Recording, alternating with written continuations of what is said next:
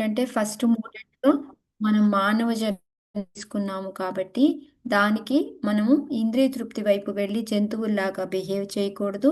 మనము తపస్య అనేది చేసి భక్తిని పెంపొందించుకోవాలి. దానివల్ల ఏమొస్తుంది అంటే అమితమైన ఆనందం వస్తుంది, దివ్యానందం వస్తుంది అని చెప్పేసి చెప్పారనమాట. మరి ఆ దివ్యానందం పొందాలి, భక్తి రావాలి అంటే ఏం చెయ్యాలి అంటే సేవ చేయాలి. ఎవరికి చెయ్యాలి? మహాత్ములకి చెయ్యాలి. వాళ్ళు ఎవరు? వాళ్ళ యొక్క గుణాలేంటి చెప్పారనమాట. సో వాళ్ళకి సేవ చేస్తూ ఉంటే ఎప్పుడైతే మనం భక్తిలో కానీ లేదా భగవంతుడి మీద ప్రేమ కానీ వృద్ధి చెందుతూ ఉంటే మనము 6 రకాల పనులు చేస్తాము అనేసి మనకు చెప్పారనమాట. ఆ తర్వాత 4-6లో ఏంటి అంటే మనం ఇంద్రియ తృప్తి వైపే వెళ్తూ ఉంటే వచ్చే నష్టాలు ఏంటి అని చెప్పారు. మనం పిచ్చి వాళ్ళగా అయిపోతాము, దానివల్ల పాపం చేస్తాము. ఆ పాపం వలన మళ్ళీ మనకి భౌతిక దేహం అనేది వస్తుంది. దాంతో మళ్ళీ పాపాలు చేసి మళ్ళీ భౌతిక దేహం. సో ఆ వలయంలో అలా చిక్కుకుపోతూ ఉంటాము అని చెప్పారనమాట. ఓకే, మరి పాపం బదులు పుణ్యం చేస్తామా అంటే అది కూడా ఉపయోగం లేదు. ఏది చేసినప్పటికీ కూడా భౌతిక దేహం అనేది వస్తూ ఉంటుంది అనేది మనకి చెప్పారు. సో మరి దీని నుంచి బయటపడాలయ్యా అంటే ఏం చేయాలి అంటే భగవంతుడి మీద, వాసుదేవుడి మీద ప్రేమను పెంచుకోవాలి. దాని ద్వారా మాత్రమే మనము అవుతుంది అని చెప్పారనమాట. సో దాని తర్వాత ఏంటి మనకి ఈ ఉన్న ఇంద్రియ తృప్తి వాటిల్లో కూడా అన్నిటికన్నా హీనమైనది ఏంటి అని అంటే మనకి మెయిన్గా ఫస్ట్ మనం ప్రమత్తులం ఎప్పుడవుతాము, మనకి జాగ్రత్త అనేది లేకుండా పోతుంది. భగవంతుడిని ఎలా చేయాలి ఏంటి అనేది మనకు ఆ వివేకం ఉండదు. ఇవన్నీ కూడా లేకపోవడం మూలంగా మనం ఈ ఇంద్రియ తృప్తిలోనే ఉంటాం. దాంట్లో మెయిన్గా మైథున సుఖము అనేది.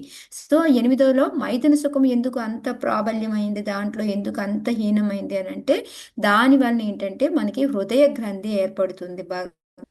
భార్య అయితే భార్య, భర్తతో అయితే భర్తతో ఏర్పడుతుంది. సో గృహం మీద ఆసక్తి, పిల్లలు, బంధువులు, ధనము, ఇంక ఈ విధంగా ప్రతి దాని మీద మనకి ఏమంటారు ఆసక్తి అనేది పెరుగుతూ ఉంటుంది. దాని ద్వారా నాది నాది అనేది, మాది అనేది, దాని మీద మోహం అనేది మొదలవుతూ ఉంటుంది అనమాట. ఇందువలన ఈ మైథున సుఖము అనేది చాలా ఏంటంటే అది చాలా ఉన్న వాటిలో అతి హీనమైనది అనేసి మనకి చెప్తూ ఉన్నారనమాట. సో దాని నుంచి కూడా బయటపడాలి అంటే ఎలాగా అంటే మనము ఆ హృదయ గ్రంథిని కనుక మనం లూజ్ చేసుకున్నాము అంటే మనకి ఆ ఇల్యూజన్ అనేది, మోహం అనేది పోతుంది. ఆ మోహం పోయి మనం భగవంతుడి దగ్గరికి చేరగలుగుతాము అని చెప్పారనమాట. సో తర్వాత మనకి 10-14 శ్లోకాలలో సరే ఇప్పుడు మరి ఆ హృదయ గ్రంథిని ఎలా మనం వదిలించుకోవాలి, లూజ్ చేయాలి అని అంటే దానికి మనకి గురువుని ఫస్ట్ది వచ్చేసి గురువుని సంప్రదించాలి. ఆ విధంగా మనకి 25 చెప్పున్నారనమాట. వీటన్నిటినీ కనుక మనం ఫాలో అయ్యి వెళ్ళిపోతూ ఉంటే ఏదో ఒక రోజు మనము తప్పకుండా భగవంతుడికి చేరుతాము అని చెప్పేసి 14 శ్లోకాలు రిజల్ట్ చెప్తారనమాట. మనలో ఈ అజ్ఞానం అనేది పోతుంది. మనకి ఏంటంటే కర్మకాండ పనులు చేయాలి అనేది, ఒక కోరికలు అనేది కూడా పోతాయి అని చెప్పేసి చెప్తా ఉన్నారనమాట. ఒక్క నిమిషం.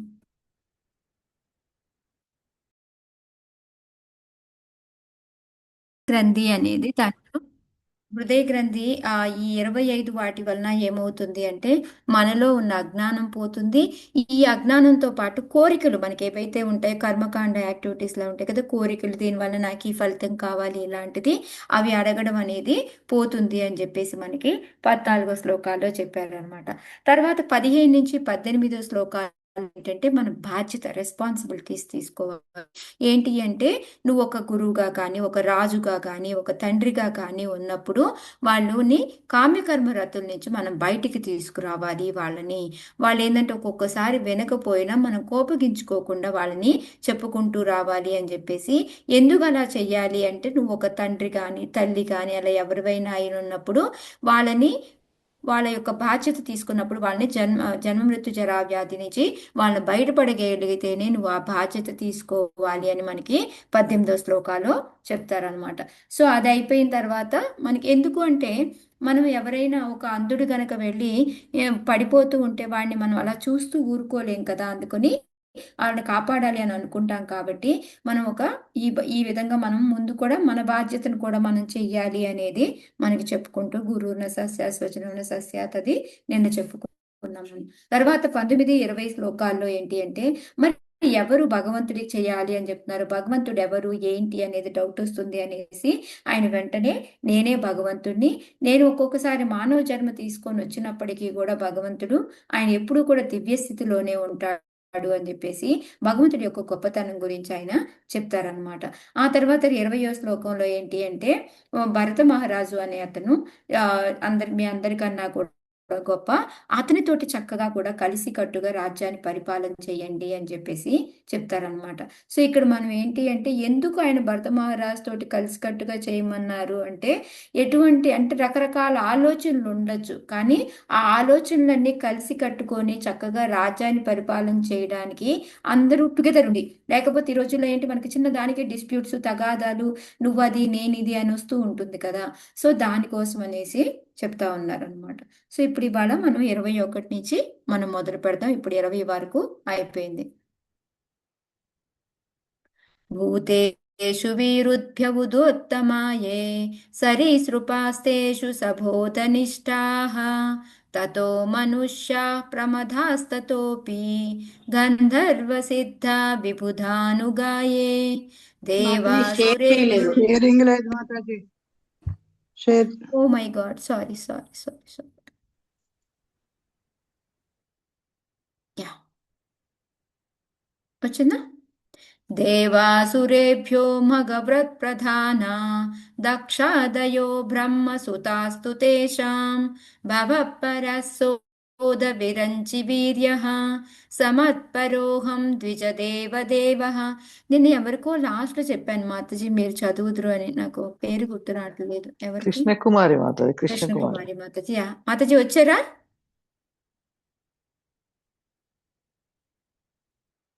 రాలేదా? ఎవరైనా చదవండి మాతాజీ. చదవనా మాతాజీ? పద్మాక్షి మాతాజీ మీరు ఒకటి చదవండి, జయశ్రీ మాతాజీ ఒకటి చదువుతారు.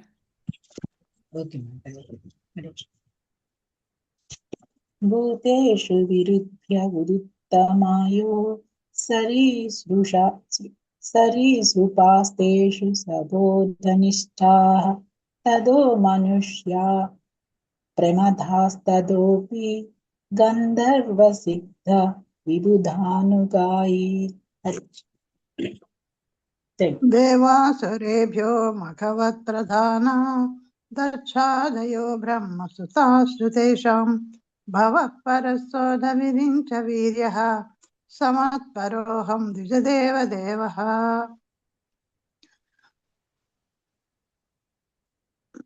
హరే కృష్ణ.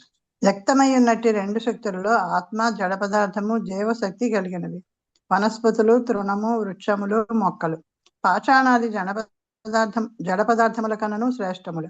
స్థావరములకు మొక్కలు, వనస్పతుల కన్నను జంగములకు క్రిములు, పాములు వంటివి శ్రేష్టములు. వాని కంటే బుద్ధి కలిగిన పశువులు శ్రేష్టములు. వాని కన్నను మానవులు శ్రేష్ఠులు. భౌతిక శరీరము లేనందున ప్రేతాదులు మానవుల కన్నను శ్రేష్టములు. ప్రేతాదుల కన్నను గంధర్వులు, గంధర్వుల కన్నను సిద్ధగణము, సిద్ధుల కన్నను కిన్నెరులు, వారి కన్నను అసురులు శ్రేష్ఠులు. అసురుల కన్నను దేవతలు శ్రేష్ఠులు. దేవతలలో స్వర్గరాజుకు ఇంద్రుడు శ్రేష్ఠుడు. ఇంద్రుని కన్నను దక్షాది బ్రహ్మతనయులు శ్రేష్ఠుడు. వారిలో శివుడు శ్రేష్ఠుడు. పరమశివుడు బ్రహ్మతనయుడు కనుక బ్రహ్మ అత్యంత శ్రేష్ఠునిగా పరిగణింపబడినాడు. కానీ ఆ బ్రహ్మ సైతము దేవదేవుడు నగు నా భక్తుడే. ఇక నేను బ్రాహ్మణుల ఎడ మృగ్గు చూపి ఉందును కనుక వారే సర్వశ్రేష్ఠులై ఉన్నారు. Hare Krishna. Thank you. Hare Krishna. So ఇక్కడ ఏం చెప్తున్నారు, మొత్తం మనకి ఇప్పుడు ఈ 21 నుంచి 24 శ్లోకాల్లో ఏంటి అంటే మనకి ఓన్లీ బ్రాహ్మణుల యొక్క గొప్పతనాన్ని చెప్తున్నారు. ఎందుకు ఈ శ్లోక చెప్పాల్సి వచ్చింది నేను చెప్పాను కూడా, ఎవరికైనా గుర్తుందా? ఎందుకు ఈ శ్లోకాన్ని చెప్తున్నారు, బ్రాహ్మణులే గొప్ప అని ఎందుకు ఇక్కడ ఆయన అంత ఇదిగా నొక్కి మరీ చెప్తున్నారు? వాళ్ళు కొడుకులందరూ రాజ్యాన్ని పాలించాలి కదా మాతాజీ, వాళ్ళు బ్రాహ్మణుల ఆదేశాల ప్రకారం పాలించాలి. లేకపోతే ఇంతకు ముందు మనకి చూడండి ఎక్కడైనా ఎవరు గొప్ప వాళ్ళు అంటే ఏం వచ్చేది మనకి అందరికన్నా హైయెస్ట్? మీకు కపిల భగవాన్ దాంట్లో 29th చాప్టర్ లో వస్తుంది. దాంట్లో ఏమొచ్చేది మీకు? రాజులనే వస్తుంది మాతాజీ. ఎవరా అందరికంటే శ్రేష్ఠుడు అంటే భగవంతుడు. క్షత్రియులు వీళ్ళ నాలుగురిలోన మీరు ఇదే ఆర్డర్ వస్తూ ఉంటుంది, ఇంకా ఇంకా వస్తుంది. తర్వాత కూడా బ్రాహ్మణుడి తర్వాత కూడా కేటగిరీ వస్తుంది. మీకు గుర్తుంటే గనక కపిల భగవానుడు చెప్పిన దాంట్లో వైష్ణవులు మాతాజీ మామూలుగా బ్రాహ్మణుల ఎగ్జాక్ట్లీ కంటే వైష్ణవులు వైష్ణవులు అంటారు వస్తుంది. ఎందుకంటే ఈ ఉమ్. బ్రాహ్మణులో మళ్ళీ పాండిత్యం నేర్చుకున్న వాళ్ళు అలా అలా డిఫరెంట్ డిఫరెంట్ చేసుకుంటూ లాస్ట్ లో వైష్ణవులు వస్తుంది అనమాట. మీ అందరికి గుర్తుంటే గనక రేవతి గోపి మాత చెప్పారు మీకు ఆ చాప్టర్ కూడా నాకు గుర్తున్నంత వరకు. సో అట్లాగేంటంటే మరి ఇక్కడ ఏంటి, మరి వైష్ణవులు లేకుండా బ్రాహ్మణులతో ఎండ్ చేశారు. అది కూడా ఇక్కడ ఏమంటున్నారు, భగవంతుడి కన్నా కూడా వాళ్ళే ఎక్కువ అని చెప్తున్నారు. చూసారు కదా లాస్ట్ లైన్ ఏంటిది, అందరికన్నా భగవంతుడు కరెక్ట్ మీరు చెప్పినట్టు గ్రేటు అని. కానీ నేను బ్రాహ్మణుల మ్రోగు చూపి అందున కనుక వారే సర్వశ్రేష్ఠులు అయి ఉన్నారు. అంటే ఏమర్థం బ్రాహ్మణులు చేసుకో వేదాల గురించి మాతాజీ, బ్రాహ్మణులు వేదాల గురించి వేదాలని భగవంతుడి గురించి ప్రజల్లోకి తీసుకెళ్లే వాళ్ళు వాళ్ళే కదా మాతాజీ. అందుకని అవును. బ్రాహ్మణులు అక్కడ ఆ వీళ్ళ జయ విజయుల స్టోరీలో కూడా శ్రీ మహావిష్ణువు అదే చెప్తారు మాతాజీ, మీరు మాకు చాలా ఇష్టమైన వాళ్ళు అని రేవతి అదే గోపి మాత. మాతది ఎందుకు అంటారు, ఎందుకు ఇప్పుడు ఎందుకు ఓకే భగవంతుడి కన్నా కూడా భక్తులే ఎక్కువ ఎందుకు? బ్రాహ్మణులు భగవంతుడి గొప్పతనాన్ని బ్రాహ్మణులు ప్రజల్లోకి తీసుకెళ్తారు కదా మాతాజీ, ఓన్లీ ధర్మాన్ని. ఆ కాన్సెప్టే అంటారా, దాని వల్లనే అంటారా? నాకైతే అదే అర్థం బ్రాహ్మణులు ఇంకా అవన్నీ ఎవరికైనా పాటిస్తారు ఏమన్నా కదా ఆన్సర్స్, మాతాజీ. అవును ఇంకా ఎవరైనా? హరే వాళ్ళు కృష్ణ. రాజ్య బ్రాహ్మణులు పరిపాలనకి ఏం చేయాలో టైం టు టైము ఈ యాగాలు చేయండి యజ్ఞాలు చేయమని టైం టు టైం వాళ్ళకి సేమ్ అదే సజెషన్స్ కదా ఇస్తూ మాతాజీ కూడా చెప్పింది, అదే మాతాజీ. సో దాని వల్ల మాతాజీ వాళ్ళు ఆయన గొప్ప వాళ్ళు ఫస్ట్ అంటున్నారు. భగవంతుడు బ్రాహ్మణ దేవుడు మాతాజీ. ప్లస్ ఏదంటే మనం ఈ యజ్ఞ యాగాదుల కన్నా బ్రాహ్మణుల ద్వారానే ఏదైతే మనం బ్రాహ్మణులు పెడతామో అదే ఆయన చెందుతారనేసి ఇంత ముందు అది మనం అది ఎందుకు చదువుకున్నాం కదా. ఎందుకు మాతాజీ ఎందుకు హరే కృష్ణ ఎందుకు భాయి మాతాజీ ఓ కృష్ణ నా వాయిస్ వినపడుతుందా? వినపడుతుంది చెప్పడితే నాగేశ్వరి. బ్రహ్మ జానాతి బ్రాహ్మణ అంటారు మాతాజీ. భగవంతుడి గురించి తెలిసిన వాళ్ళు కాబట్టి అంత ప్రిఫరెన్స్ ఇస్తారని ఓకే, ఇంకా అనిపిస్తుంది. Very good. ఓకే, ఇంకా మాతది హరే బ్రాహ్మణ కృష్ణ. ముఖమాసి అంటారు కదా, భగవంతుడి ముఖమే కదా. ఓకే దానివల్ల భగవంతుడి కన్నా ఎక్కువ వాళ్ళు, మరి భగవంతుడిలో ముఖం కదా. వాళ్ళు అంటే హరే వాళ్ళు కృష్ణ మాతాజీ వాళ్ళు పాటిస్తారు కదా ఆశించకుండా మాతాజీ. వాళ్ళు వాళ్ళు అంటే పాటిస్తారు గీతా మాతాజీ. అంతే ఓకే కదా. పద్మాక్షి మాతాజీ చెప్పండి. ఏంటంటే మాతది నేను చెప్పాక వస్తు అంటారు మీరు, నాకు ఆ తెలుసు. ఓకే భగవంతుడి కానివ్వండి, థింక్ గురించి చేయండి. చెప్పేది వాళ్ళే కదప్ప మాతాజీ. ఆ ఏంటమ్మా భగవంతుడి సారీ. గురించి ఆ భగవంతుడి గురించి చెప్పేది, ఆ భగవంతుడి దగ్గరికి తీసుకెళ్లేది ఆ బ్రాహ్మలే కాబట్టి వాళ్ళే ఓకే యా ఓకే ఇంకా ఎస్ కరెక్ట్ మాతాజీ. నాకేమనిపిస్తుంది అంటే మాతాజీ, వాళ్ళు భక్తులుగా ఉండి భక్తులు అంటే ఏది ఆశించకుండా వాళ్ళు అందరి యొక్క శ్రేయస్సు కోరుకుంటూ జ్ఞానాన్ని అందరికీ చెప్తూ ఉంటారు కాబట్టి వాళ్ళు గొప్ప అనిపిస్తుంది. అంటే అది పాటిస్తూ ఓకే ఉన్న మీరు వాళ్ళు అందరు చెప్పింది కరెక్ట్, కాదనట్లేదు నేను. బట్ కాకపోతే భగవంతుడిని control by Prema. Okay so వాళ్ళు ఆ ప్రేమతో భగవంతుడిని కంట్రోల్ చేయగలరు, అందుకని భగవంతుడి కన్నా భక్తులు ఎక్కువ. అర్థమైందా? అంటే మనం ఎలా కంట్రోల్ అవుతాము? ఇంద్రియ తృప్తి పడగానే కంట్రోల్ అవుతారు. అలా కాదు, మనం ఏంటంటే ఒక పవరు లేకపోతే ఈగోను, మన ఈగోని సాటిస్ఫై చేశారనుకో మనం తృప్తి చెందుతాం. ఓకే మనం వాళ్ళ చేతుల్లోకి వెళ్తాం. మనం బాగా పొగిడేశారనుకో ఓకే ఓకే మనల్ని బాగా అందము పవరు ఇలాంటివి అన్నమాట, ఈగో, వీటన్నిటితోటి మనం కంట్రోల్ చేయబడతాం. బట్ భగవంతుడు దేంతో కంట్రోల్ చేయబడతాడు? ప్రేమ. ఆ ప్రేమ అనేది వాళ్ళ దగ్గర ఉంది కాబట్టి వాళ్ళు భగవంతుడి కన్నా ఎక్కువ. ఓకే క్లియర్ మాతాజీ బ్రాహ్మణుల భక్తుల మీరు అది కొంచెం యాక్చువల్ గా కన్ఫ్యూజన్. ఇప్పుడు ప్రస్తుతానికి బ్రాహ్మణులు అనుకున్న వాళ్ళు వైష్ణవులే, తర్వాత ఓకే వచ్చే ఓకే క్వాలిటీస్ చూస్తే అది వైష్ణవులదే. బట్ ఇక్కడ ఏంటంటే వృషభదేవ్ ఓన్లీ బ్రాహ్మణుల వరకు చెప్పి ఆపారు. మాతది వైష్ణవులు అని చెప్పలేదు మాతది. నేను ఇందాక బ్రాహ్మణులంటే ఐ నో సంథింగ్ ఉన్నదని, కానీ యా అలా అని కాదు, అంటే ఇప్పుడు మీకు నెక్స్ట్ రాబోయే శ్లోకాల్లో ఎవరి బ్రాహ్మణులు అనే దానికి చెప్పడానికి చెప్తారు. సో అప్పుడు మనకి డీటెయిల్ గా అర్థమైపోతుంది ఈ వైష్ణవుల గురించే. బట్ ఇక్కడ ఏంటంటే వైష్ణవ అనే పదం వాడకుండా వాళ్ళ యొక్క లక్షణాలు ఏముండాలి, వాళ్ళు ఏం చేస్తూ ఉండాలి అనేది మనకి చెప్తారనమాట. దాంతో మనకి క్లియర్ కట్ అయిపోతుంది. ఓ, ఇక్కడ భగవంతుడి గురించి చెప్తుంది ఏంటి, వైష్ణవుల గురించి. బట్ ఏంటంటే బ్రాహ్మణాస్ యొక్క సలహాలు తీసుకోవాలి కాబట్టి అక్కడ బ్రాహ్మణ దగ్గర ఆపేశారు అనమాట ఆయన. ఓకేనా? అంటే రాజు ఒక్కొక్క అనేవాళ్ళు కాంటెక్స్ట్ ని బట్టి మాట్లాడతాం కదా మాతాజీ. ఇప్పుడు ఒక్కొక్కసారి ఇప్పుడు చూడండి, ఇప్పుడు నారాయణ నచ్చిన వాళ్ళు ఉంటారు, అక్కడ మనం వెళ్ళామనుకోండి, ఓకే విష్ణు విష్ణు విష్ణు అని చెప్తూ ఉంటాము. ఓకే, సో దాని వలన మనం చెప్పేది కృష్ణ గురించే కానీ ఓన్లీ నారాయణ గురించి అని కాదు కదా మనము. సేమ్ అట్లాగే అన్నమాట. ఇక్కడ ఈ కాంటెక్స్ట్ ని బట్టి వీళ్ళకి బ్రాహ్మణుల యొక్క సహాయం తీసుకోవాలి, వాళ్ళే గొప్పవాళ్ళు అని చెప్పడానికి చెప్పారు. కానీ ఎప్పుడైతే ఈ లక్షణాలు చెప్తాడో ఆ తర్వాత ఆయన అది అర్థం చేసుకున్నప్పుడు ఏం తెలుస్తుంది, ఓ వైష్ణవుల గురించే అనేసి మనకు అర్థమవుతుంది అనమాట. ఓకేనా? మేబీ వైష్ణవాస్ అంటే అంతకుముందు బ్రాహ్మణ్స్ బాగానే ఉండొచ్చు కదా మాతాజీ, ఈ శాపానికి అంతకుముందు. సపరేట్ గా ఏం ఉండేది కాదు, వాళ్ళే వాళ్ళు వైష్ణవులు. అదే మాతాజీ ఇప్పుడు మనకు వర్తిస్తుంది అంతే, ఈ కలియుగానికి మెయిన్. వర్తిస్తుంది. ఎందుకంటే ఇప్పుడు డిఫరెంట్ డిఫరెంట్ గా ఉన్నారు కదా దీంట్లో, ఆ బ్రాహ్మణులు ఈ బ్రాహ్మణులు అని రకరకాలు ఇవన్నీ ఉన్నాయి. అప్పట్లో ఏంటంటే వేదం చదివేసి ఈ వీటితో వెళ్ళే వాళ్ళు అందరూ కూడా భగవంతుడినే చేసేవాళ్ళు, రకరకాలు ఏం చేసేవాళ్ళు కాదు ఎవరును. ఇప్పుడు వచ్చింది ఇదన్నీ కూడాను. అందులో వాళ్ళు మాతాజీ చాలా సింపుల్ గా అన్నట్టు ఉండేవాడు మాతాజీ. కరెక్ట్ ఉద్యోగాలు మాతాజీ. అవన్నీ ఏం చేసేవాళ్ళు ఏం కాదు. చేసేవాళ్ళు కాదు. ఇప్పుడు ఎవరన్నా ఇప్పుడు బ్రాహ్మణ్స్ అనేవాళ్ళు చూడండి, ఎక్కడ పట్టినా మా ఊర్లో చెప్తున్నాను కదా, ఫస్ట్ లో బ్రాహ్మణ్స్ ఉండేవాళ్ళు. వాళ్ళందరూ ఏంటంటే మా అందరికీ సాయం చేస్తూ ఉండేవాళ్ళు. వాళ్ళకి బోల్డ్ అని భూములు ఉండేవి, అందరూ వాళ్ళ ఇంటికి వెళ్ళి హెల్ప్ చేస్తూ ఉండేవాళ్ళు. ఇప్పుడు వాళ్ళ మొత్తం భూములన్నీ అంటే మామూలు చౌదరీస్ కొనుక్కున్నారు. ఇప్పుడు ఆ చౌదరీస్ వాళ్ళందరూ అంటే మరి మామూలు మనం ఏమనుకుంటాం, ఆ వాళ్ళందరూ కూడా వెళ్ళిపోయి ఇప్పుడు ఏంటి ఎస్సీ ఎస్టీ తెగ వాళ్ళు వాళ్ళు కొనుక్కుంటున్నారు. సో అలా ఏంటంటే మొత్తం డిగ్రేడేషన్ అయిపోతూ ఉందన్నమాట. అది నేను చెప్తాం, అప్పట్లో వేరు ఇప్పుడు వేరు అది అంతా. ఓకే, ఇది ఎవరో చెప్పబోతున్నారు మాతాజీ ఇందాక. మాతాజీ ప్రభుపాద లెక్చర్స్ లోని మనకి ఆ బ్రాహ్మణ క్షత్రియ వైశ్య శూద్ర కంటే వైష్ణవులు కృష్ణ చైతన్యంలో ఉన్న వాళ్ళు ఎక్కువ అని చెప్పారు. కానీ ఇది భాగవతం అప్పటిదే కాబట్టి అందులో హైయెస్ట్ అప్పుడు బ్రాహ్మణదే వస్తుంది కదా మాతాజీ. నేను చెప్పేది ఏంటంటే ఆ బ్రాహ్మణ్స్ వైష్ణవులు అనేది వాళ్ళు ఆటోమేటిక్ గా వైష్ణవులు అయ్యేవాళ్ళు. ఓకే, అంటే మనకి ఇప్పుడు ప్రభుపాద చెప్పడం ఇప్పుడు వల్ల డిఫరెన్స్ అదే మాట్లాడుకోవడం అర్థమైంది. మనం. ఇప్పుడున్న దానికి మార్పు వచ్చింది కానీ అప్పుడు లేదు అని అదే మాట్లాడు.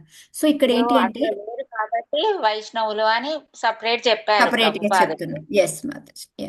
అప్పుడు అలాగే అందులో ఉన్నారు ఏంటంటే కాబట్టి అప్పట్లో బై బర్త్ ఉండేది కాదు బ్రాహ్మణ్స్ అని క్వాలిటీస్ ప్రకారం. ఇప్పుడు మనకి బై బర్త్ మనం వాడుకుంటున్నాం ఈ పదాన్ని. ఎస్ మాతాజీ. రెండు అన్నమాట. ఓకే, సో ఇక్కడ ఏంటంటే మనకి జడ పదార్థము ఆత్మ అని, అంటే జడ పదార్థం అంటే రాయి అలా ఉంటాయి కదా అవి అనమాట. సో అలాగే వాటిల్లో చూసుకుంటే ప్రాణం ఉన్నవన్నమాట.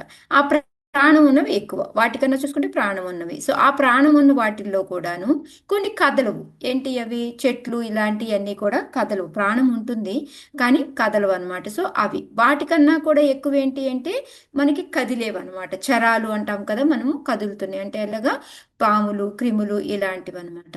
సో వాటితో పోల్చుకుంటే ఏంటంటే కొంచెం బుద్ధి ఉన్నది. యాక్చువల్గా బుద్ధి చాలా తక్కువ వాటికి, బట్ వాటిలో ఇంకొంచెం ఇంటెలిజెంట్ ఉంటాయి అనమాట. సో వాటికి పశువులు అనమాట, గేదెలు ఇలాంటివి, అంటే 4 కాళ్ళవి. మీరు చూస్తే కనుక మీకు ఎగ్ నుంచి వచ్చేవి, దీంట్లో ఇలా రకరకాల స్టేజెస్ మనకి కపిల్ దేవ్ చెప్తాడు అనమాట అవన్నీ. సో అది మీరు ఎవరికైనా ఉంటే 29th చాప్టర్ వెళ్ళి చదువుకోండి ఒకసారి. సో మళ్ళీ దాని తర్వాత ఏంటి, వీళ్ళకన్నా కూడా జంతువుల కన్నా కూడా మానవులు అనేవాళ్ళు శ్రేష్టాలు అని చెప్తున్నారు. సో వాళ్ళకన్నా ప్రేతాదులు, ఇంకా వాళ్ళకన్నా గంధర్వులు, గంధర్వుల కన్నా సిద్ధులు, సిద్ధుల కన్నా కిన్నెర్లు, కిన్నెర్ల కన్నా అసురులు.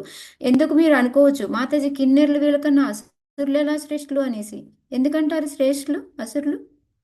ఇక్కడ ప్రేతాలు కూడా మనుషుల కంటే గ్రేట్ అంటే అనేసి మనకన్నా హయ్యర్ ప్లేస్ లో ఉంటారు వాళ్ళు ప్రేతాలు. నేను అదే అడుగుదా అనుకున్నాను మాతాజీ, ప్రేతాలు ఎలా గ్రేట్ అయ్యాయి అనేసి. అదే, ఎందుకంటే అవి ఆ స్వేచ్ఛలో కానీ వాటితో చూసుకుంటే మనకన్నా ఎక్కువ హయ్యర్ గ్రేడ్ లో ఉంటాయి అన్నమాట. అందుకు ఆవరంగా చెప్తున్నారు. మాతాజీ ఇది అంటే ఏ బేసిస్ మీద మాతాజీ, అంటే హయ్యర్ లెవెల్ ఆఫ్ ఎంజాయ్మెంటా లేకపోతే ఏంటి?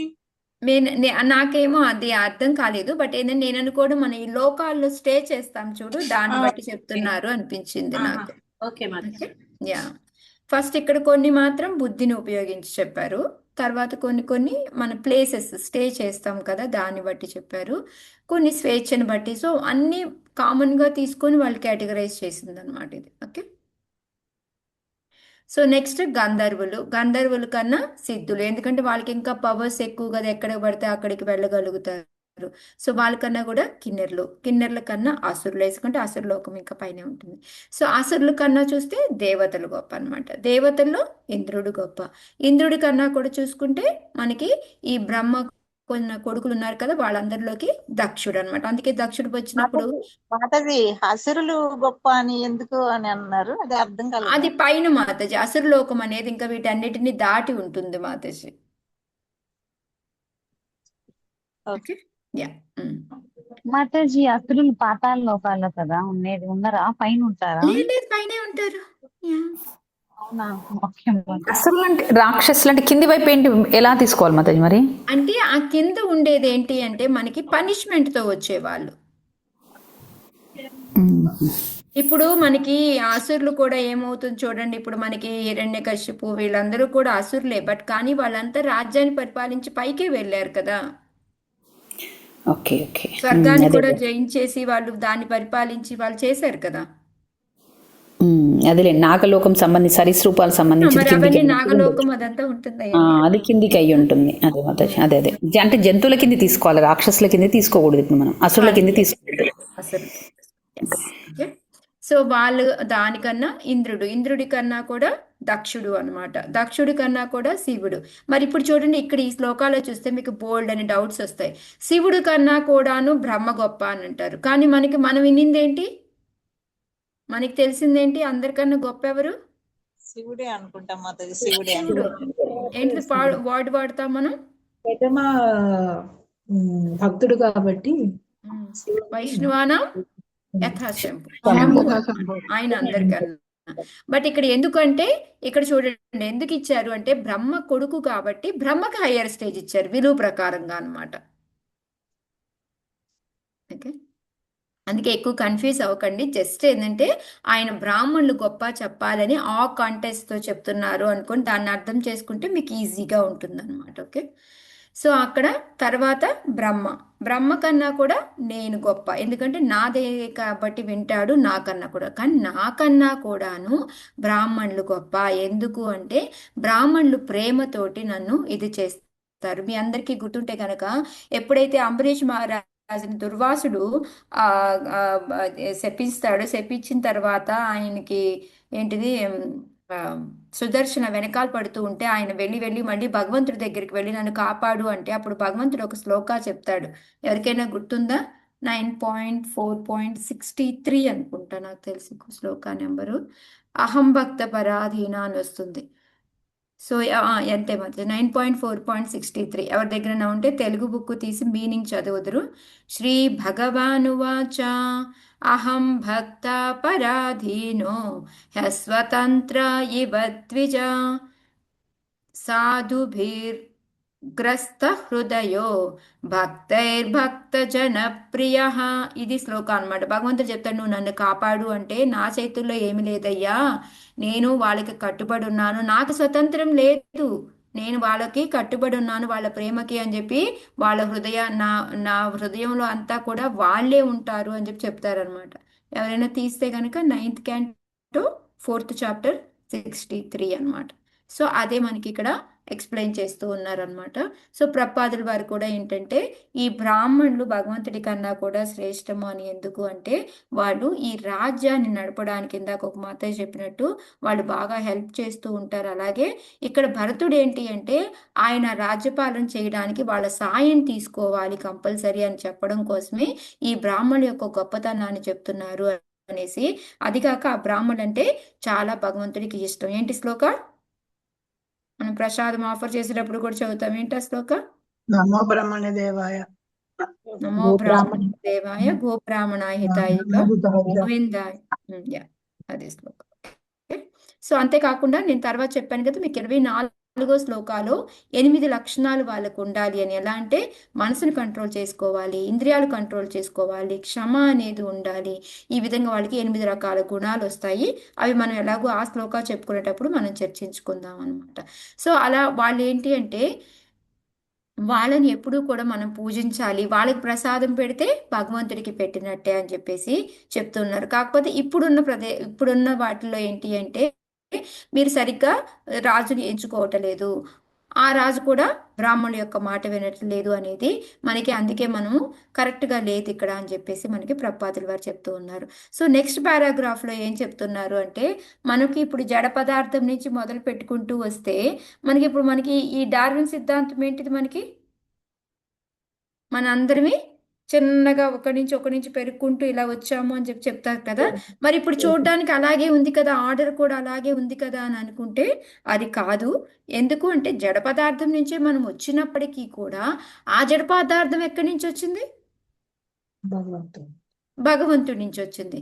సో ఇక్కడ కంటెస్ట్ ఏంటంటే అన్నీ కూడా భగవంతుడి నుంచే వస్తాయి, కానీ వచ్చే వాటిల్లో కేటగిరీస్ ఇచ్చారు అంతే తప్ప భగవంతుడి కన్నా కాదు అనేది ఇక్కడ మనం అలాగా జడ పదార్థం నుంచే వచ్చాము అనుకోవడం కరెక్ట్ కాదు అనేది ఇక్కడ ప్రపాదుల వారు ఈ పారాగ్రాఫ్ లో ఎక్స్ప్లెయిన్ చేసి మనకి భగవంతుడి నుంచి అన్ని వస్తాయని మనకి 10.8 అహం సర్వస్య ప్రభువు మత్త సర్వం ప్రవర్తతే ఇతి మత్వా భజంతే మాం బుధాభావ సమన్వితాహ శ్లోకా అని చెప్తున్నారు అనమాట.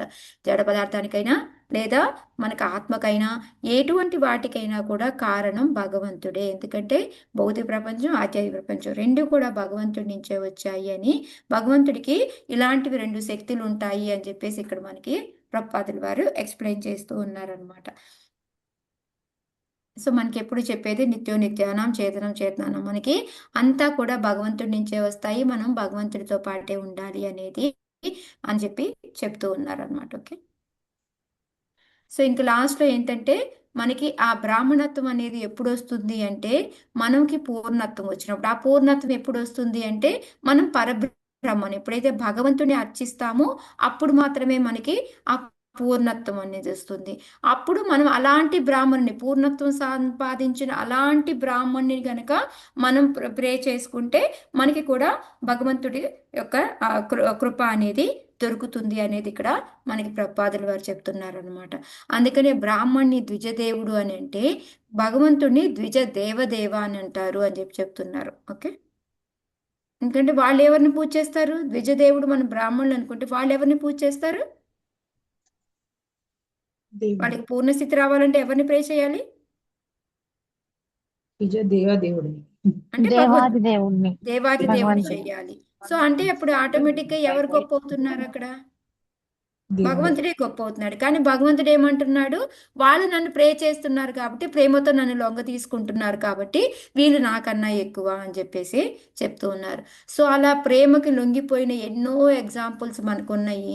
సో మనకి ఇలాగే చైతన్య చరితామృతాలు మధ్యలీలాలో అధ్యాయం 19లో కూడా మనకి ఈ యొక్క చరాలు అచరాలు వీటికన్నా ఒకదానికన్నా ఒకటి ఏ విధంగా గొప్ప అనేది చెప్పుకుంటూ వస్తున్నారనమాట. సో మానవులు అనే వాళ్ళు శ్రేష్ఠులు, కానీ వాళ్ళు తక్కువ. ఎందుకంటే మనకి 48 లక్షల రకాల జీవరాశులు ఉంటే దాంట్లో 84 లక్షలు 4 లక్షలు మాత్రమే మనుషులు. మిగతా వాళ్ళందరూ ఏంటి? అవి నీళ్ళలో ఉండేవి జీవులు. ఓకే, సో అందుకని ఇక్కడ ఏమంటున్నారు?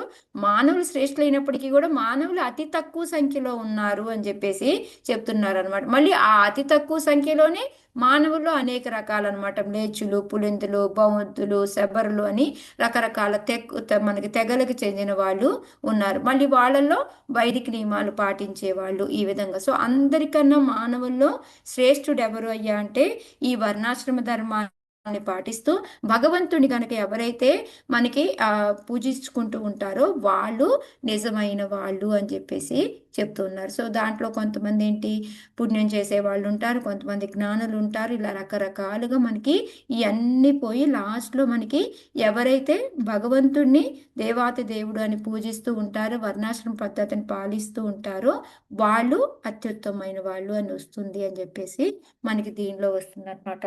అయితే మీకు కనుక మనకి భగవద్గీతలో చూసాము అంటే 4 రకాల వాళ్ళు ఉంటారు: ఆర్తో, జిజ్ఞాసు, అర్థార్థి, జ్ఞానీచ అని. వీళ్ళలో అత్యుత్తమైన వాళ్ళు ఎవరు అని అంటే దేని చెప్తారు? జ్ఞానులు అని చెప్తారు. సో ఆ విధంగా ఇలా ఆర్డర్ చూసుకుంటూ పోతూ ఉంటే అనేది ఇక్కడ మనకి ప్రపాదుల వారు చెప్తూ ఉన్నారు అన్నమాట. సో 23 పెద్ద ఎక్కువ ఆలోచించకండి మాతాజీ, జస్ట్ ఆర్డర్ అంతే. బ్రాహ్మణుడి యొక్క గొప్పతనం చెప్పడానికి అని ఒకటి మాత్రమే గుర్తుపెట్టుకోండి. ఇంకోటి, భగవంతుడి కన్నా భక్తులు ఎందుకు ఎక్కువ అంటే భగవంతుడి ప్రేమతో వాళ్ళు లొంగ తీసుకుంటారు కాబట్టి దానికోసం వాళ్ళు భగవంతుడి కన్నా కూడా ఎక్కువ అని చెప్పేది. ఎవరైనా ఓపెన్ చేశారా మాతాజీ 9.4.63?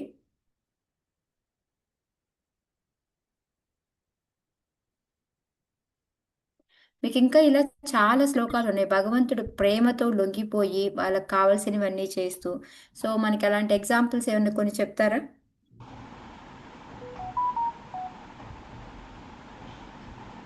ఏం లేవా భగవంతుడు ప్రేమతో లొంగిపోయి చేసింది? సుధామ మాతాజీ. సుధామ. ప్రహ్లాద్ మహారాజ్ మాతాజీ. ప్రహ్లాద్ మహారాజ్ అసలు ఎందుకు చెప్పు, ఆయన ఎక్కడి నుంచో అదొక వింత రూపం తీసుకొని ఎందుకు రావాలి? ఆ ప్రేమకి లొంగిపోయి ప్రహ్లాద్ మహారాజ్ కోసం ఆయన ఆ విధంగా వచ్చాడు అన్నమాట. ఎందుకంటే ఇక్కడ ఉన్న మాతాజీ చెప్పేవారు, మీకు గుర్తుందా? ఎంత అలర్ట్గా ఉండేవాడంటే ఏ పిల్లర్ చూపిస్తాడో ఆ పిల్లర్లోంచి నేను రావాలి అనేసి ఎంత ఇదిగా ఉన్నాడు. ఎందుకు భగవంతుడు అలా చేయాలంటారు? ఆ ప్రేమకి లొంగిపోయి. ఇంకా గజేంద్రుడికి మాతాజీ. గజేంద్రుడు పాండవులు మాతాజీ, పాండవుల కోసం కూడా ఆయన అర్జునుడు చాలా మెయిన్ చేశారు ఎగ్జాంపుల్. కదా. అర్జునుడు తీసుకోవచ్చు మెయిన్ మీరు. అర్జునుడు అర్జునుడు ప్రేమకి లొంగిపోయి ఆయన ఏమయ్యాడు? ఆయనకి రథసారథి అయ్యాడు. సారథి అంతేకాకుండా అయ్యాడు. ఆయుధం పట్టను అన్న మనిషి ఏం చేశాడు? కోపంతో రథచక్రం పట్టుకున్నాడు మాతాజీ. రథచక్రాన్ని తీశాడు. దేనికి? ఆ ప్రేమకు లొంగిపోయే కదా అది. సో ఈ విధంగా మనకి సేమ్ మీరు చైతన్య మహాప్రభు, మీరు చైతన్య చరితామృతాలు చూస్తే బోల్డ్ ఎగ్జాంపుల్స్. ఆయన బృందావన యాత్ర వెళ్ళాలి అంటే ప్రతిసారి పర్మిషన్ అడిగేవాడు వాళ్ళని. ఎందుకు భగవంతుడికి అడగాలి? ఆయనకి ఎలా అనిపించినట్టు వెళ్ళొచ్చు కదా.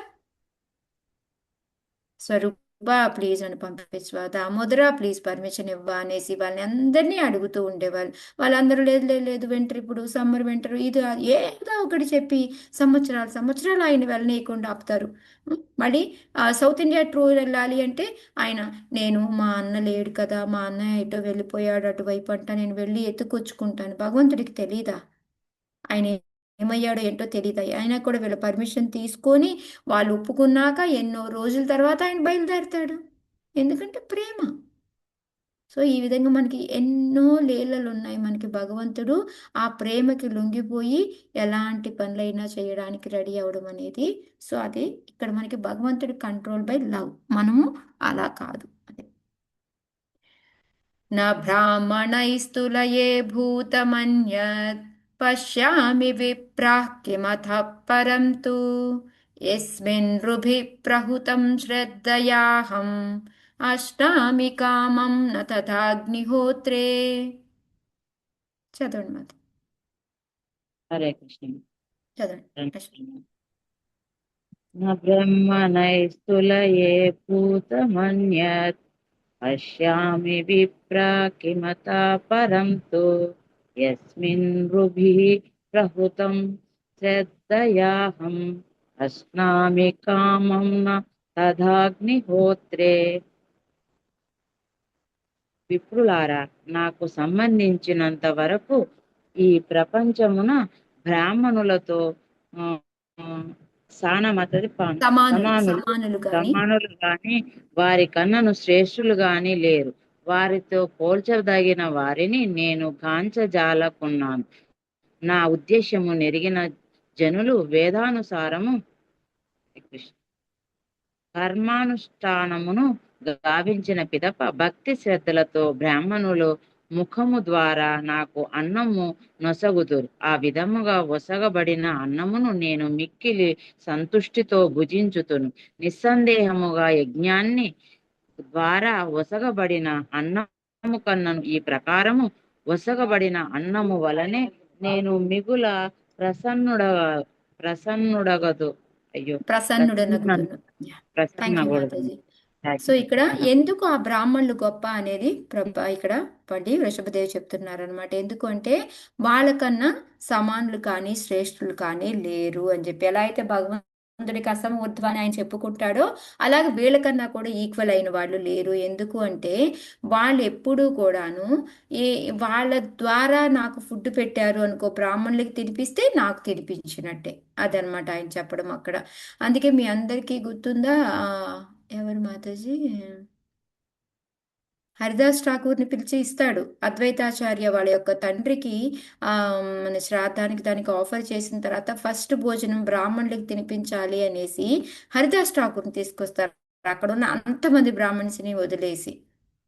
అప్పుడు ఏమంటాడు హరిదాస్ ఠాకూర్, లేదు లేదు నేను ఎలిజిబుల్ కాదు, నాకు వద్దు అంటే అద్వైతాచార్య ఏం చెప్తారు?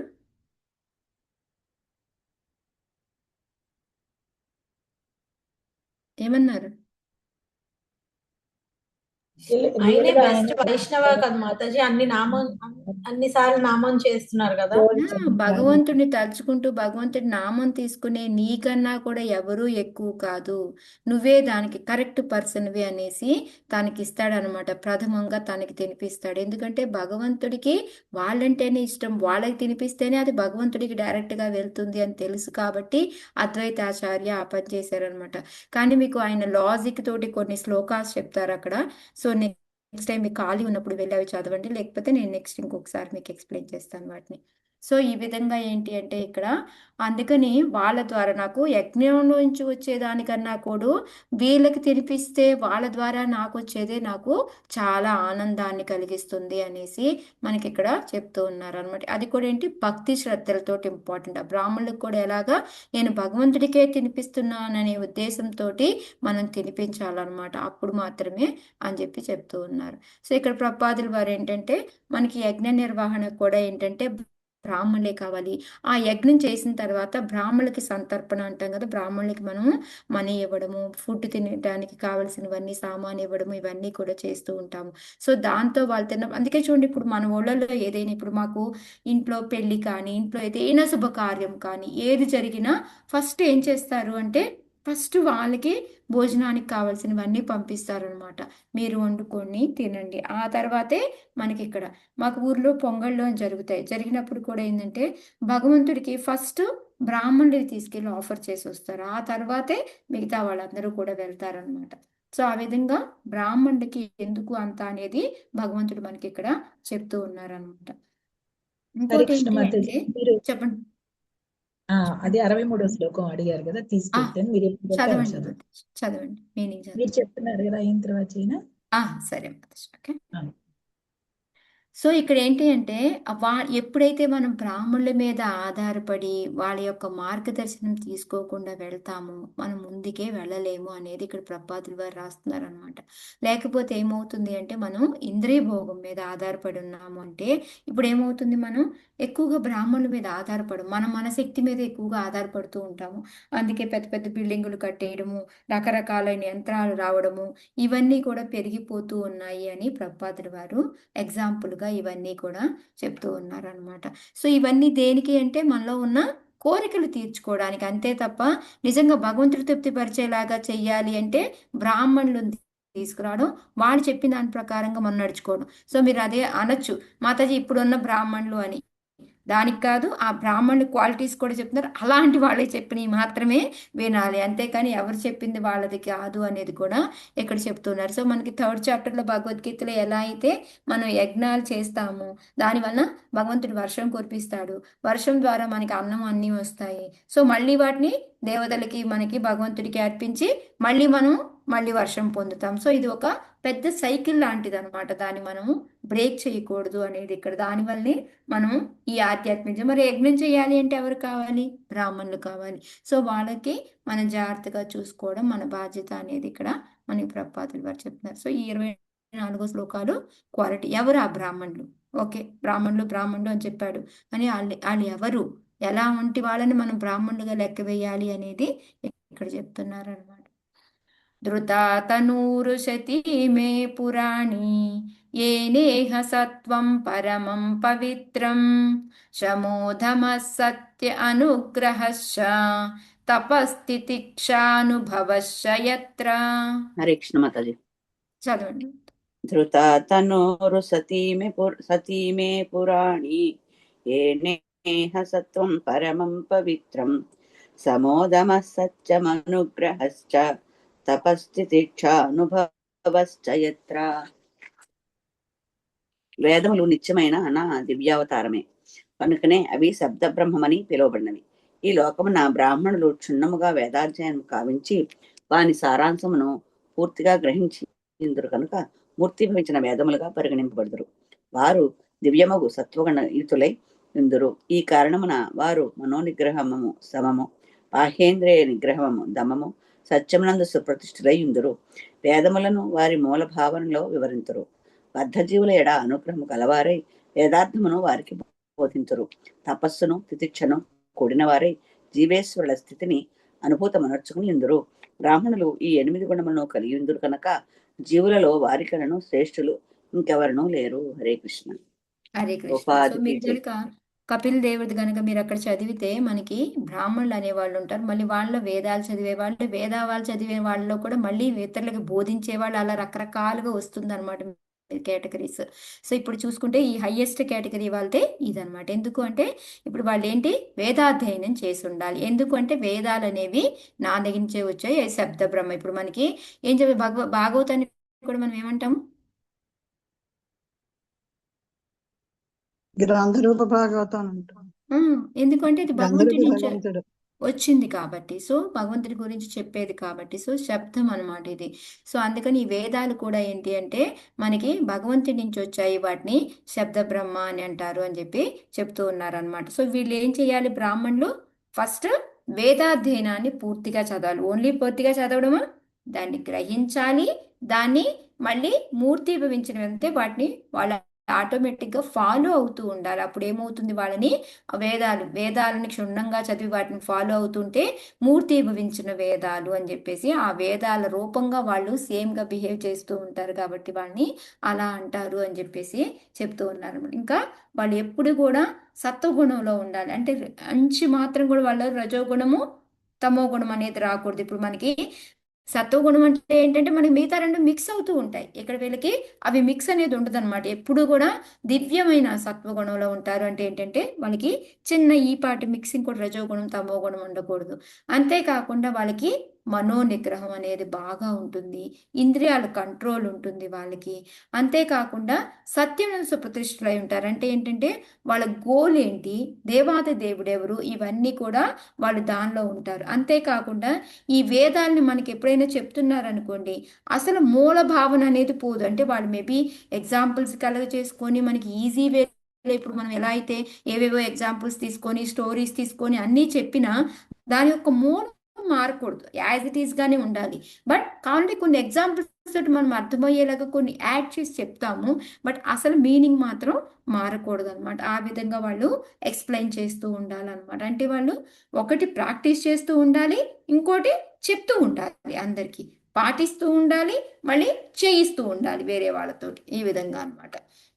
నెక్స్ట్ ఏంటి, ఎవరైతే బద్ధజీవులుగా ఉంటారో మనలాంటి వాళ్ళందరి మీద కూడా వాళ్ళ అనుగ్రహానికి వచ్చి వాళ్ళు ఏంటంటే లేదు లేదు మీరు ఇలా చేసుకోవాలి ఇలా చేసుకోవాలి అని మన వెనకాల ఉండి మనకి బోధించి వాళ్ళు చూపిస్తూ ఉంటారు అంటే ఇలా చేసుకోవాలి అని. అంతేకాకుండా మనం ఓన్లీ నేర్పడమే కాదు, మనం కూడా చేయాలి. తపస్సు అంటే ఏంటంటే వాళ్ళు కూడా ప్రాక్టీస్ చేస్తూ తితిక్ష. ఒక్కొక్కసారి ఏంటంటే మనం వినకపోతే వెంటనే కోపం రాదు, వాళ్ళకి క్షమ అనేది, ఇది సహనం అనేది ఉంటాయి అన్నమాట. సో వాళ్ళు అవన్నీ కూడా అనుభవించుకున్నప్పుడే వాళ్ళని బ్రాహ్మణులు అని అంటాము అన్నారు. సో ఈ గుణాలన్నీ ఎవరికి ఉంటాయి చెప్పండి? వైష్ణవుడిగా కాదా? సో ఇప్పటిదాకా వైష్ణవులకమ్మ. చెప్పుకునే బ్రాహ్మణులు ఇది ఒకటేనా? ఈ కాలంలో ఉన్నాయి మాతాజీ ఇందులో. సో అంటే మాతాజీ ఈ కాలంలో మనం బ్రాహ్మణులు అనుకుంటుంది బ్రాహ్మణుడికి పుట్టిన బ్రాహ్మణులు కదా, అలా కాదు కదా. అది కాదు వాళ్ళ అది యొక్క కాదు బిహేవ్. కదా. ఇవన్నీ కాదు. ఎవరైతే చండాళ్ళు కూడా ఇవన్నీ ఫాలో అవుతుంటే అతను బ్రాహ్మణుడే మనకి. అవును. అది మనం అలవాటు చేసుకోవాల్సింది. ఇప్పుడు మనకి ఇప్పుడు ఈ మహారాజులు చాలా మంది ఉన్నారు, ఈ ఫారినర్స్, వీళ్ళంతా ఎక్కడెక్కడి నుంచో వచ్చిన వాళ్ళు. ఇప్పుడు మరి వీళ్ళని మనం ఆరాధించడము చేస్తున్నాము అని అంటే మనం ఏంటి, వాళ్ళని బ్రాహ్మణుడి కింద లెక్కేసుకొని వైష్ణవుడి కింద లెక్కేసుకొని కదా టాప్ మోస్ట్ కింద మనం చేస్తున్నాం వాళ్ళకి. సో అందుకని నేను అదే అన్నాను, మీరు ఎండింగ్ వరకు ఆగండి, దానికి బోల్డ్ క్వశ్చన్లకు ఆన్సర్లు అన్నీ ఇందులో తెలుస్తాయి అనేసి. సో అందుకని వాళ్ళు ఏంటంటే వేదాలు చదివినా కూడా మనకి 15.15లో ఎలా అయితే వేదైశ్వర్వే రహమే విద్య వేదాంత కృత్ వేద విదేవ చాహం అది. సో ఆ వేదాలను చదివితే మనం తెలుసుకునేది ఏంటి? భగవంతుడే అన్నిటికీ మూలం అనేది. సో దాన్ని వంట పట్టించుకొని దాన్నే మనందరికీ కూడాను ప్రసంగిస్తూ ఉంటారు, దాన్నే మనకి నేర్పుతూ ఉంటారు అనమాట. వాళ్ళకి భగవంతుడి యొక్క స్థితి అనేది చాలా చక్కగా తెలుసు. ఆ సత్యాన్ని వాళ్ళు ప్రచారం చేస్తూ ఉంటారు. మేబీ దానికి ఎగ్జాంపుల్స్ జోడించవచ్చు, బట్ ఆ సత్యాన్ని మాత్రం మార్చరు అనమాట. సో ఇప్పుడు మనకి ప్రపాదుల వారిని చాలా మంది అడుగుతారు, ఓకే గురువుగా నువ్వు గొప్ప కదా మరి అని అంటే, ఎప్పుడైనా ప్రపాదుల వారు అవును నేను గొప్ప అని చెప్పారా? వాళ్ళ గురువు గారు గొప్ప. వాళ్ళ గురువు గారికి చెప్పినా కూడా భగవంతుడి యొక్క ప్రతినిధిని అన్నారు. కానీ ఇక్కడ భగవంతుడు చెప్తున్నాడు ఆయన యొక్క ఏమంటారు కరుణతోటి దయతోటి, ఆయన నాకన్నా కూడా నా భక్తులు ఎక్కువ అని చెప్పి చెప్తున్నారు. అలాని భక్తులు మనం టామ్ వేసుకుంటామా నేనే ఎక్కువ భగవంతుడి కన్నా అని? అసలు అలా అనుకోని వాళ్ళే గొప్ప. అసలు ఆ భావమే రాకూడదు. ఆ భావం వచ్చిందంటే మనం బ్రాహ్మణుల కిందే రారనమాట. అది ఇక్కడ మెయిన్ గా చెప్పడం మనకి. ఓకే, సో ఇంకా అంతేకాకుండా మన ఎదురుగా ఉన్న వాళ్ళందరి మీద, బద్ధజీవులందరి మీద కూడా వాళ్ళకి ఏమంటారు సాయం చేయాలి. ఈ రోజుల్లో నిజంగా బ్రాహ్మణులు అనేవాళ్ళు వచ్చి మనకి సాయం చేసే వాళ్ళు ఉన్నారా? అయ్యా నాకు ఇట్లా ఏదైనా ప్రాబ్లం వచ్చిందో పూజ చేయండి అంటే ఏమంటారు వాళ్ళు? ఎంత సంభావన, నువ్వేమి ఇస్తావు ఏంటి ఇది అడుగుతారు అనమాట. సో ఇక్కడ అలా కాదు, దయతోటి వాళ్ళు వాళ్ళని ఉద్ధరిస్తారు అని చెప్పేసి. సో ఈ విధంగా ఈ కృష్ణ భక్తిని ఎవరైతే ప్రచారం చేస్తూ ఉంటారో, భగవంతుడి గురించి ఎవరైతే నేర్పుతూ ఉంటారో వాళ్ళే అసలైన బ్రాహ్మణులు, పైన అన్ని గుణాలతో కలిపి. అది ఓకే. ఒక మామూలు కొంతమంది ఊరికే ప్రచారం చేస్తూ ఉంటారు, వాళ్ళు గొప్ప వాళ్ళు అంటే పైవన్నీ ఏమి ఫాలో అవ్వకుండా ఊరికే ప్రచారం చేస్తూ ఉంటే వాళ్ళు గొప్ప కాదు. మనం చెప్తాం కదా, ఆచరించకుండా ప్రచారం చేయడం చాలా ఈజీ, అవునా కదా? నేను ఇక్కడ కూర్చొని మీరు చాంటింగ్ చేయాలా, ఉదయాన్నే లేవాలా, అది ఇది అని. ఈరోజు నేను ఉదయం లేవనే లేదు, నాకు విపరీతమైన హెడేక్, ఇంకంతే పడుకొని దొరికాను అక్కడే. అలా అని లేచి చాంటింగ్ చేయలేకపోతున్నాను. ఆ చాంటింగ్ అయిపోతుంది వీళ్ళు చేసేస్తున్నారు అనుకుంటున్నాను, కానీ ఇక్కడ పడుకొని ఉన్నాను, లేవలేకపోతున్నాను. సో ఈ విధంగా ఏంటంటే చెప్పడం, రోజు లేవాలి రండి అని చెప్పడం చాలా ఈజీ. నేను పాటించకుండా చెప్తే ఎలా ఉంటుంది అది? సో ఆ విధంగా ఉండకూడదు అనమాట. అది ఇక్కడ మనకి చెప్తూ ఉన్నారు. ఓకే, సో ఈ లక్షణాలన్నీ కూడా ఉండాలి, వాళ్ళని బ్రాహ్మణులు అంటాము అని. సో దీన్ని బట్టి ఏంటంటే ఆ వైష్ణవులే అనేది మనకి తెలుస్తుంది. మత్తోప్యనాంతత్పరతః పరస్మాత్ స్వర్గాపవర్గాధిపతేర్న కించిత్ ఏషాం కిము స్యాదితరేణ తేషాం అకించినానాం మయి భక్తి బాజాం. చదవండి మాతాజీ. హరే కృష్ణ మాతాజీ. హరే కృష్ణ రాధామాత చదవండి. ఎస్ మాత చదవండి. మత్తోప్యనాంతఃపరతః పరస్మాత్ స్వర్గాపవర్గాధిపతేర్న కించిత్ ఏషాం కిము స్యాదితరేణ తేషాం అకించనానాం మయి భక్తి బాజాం.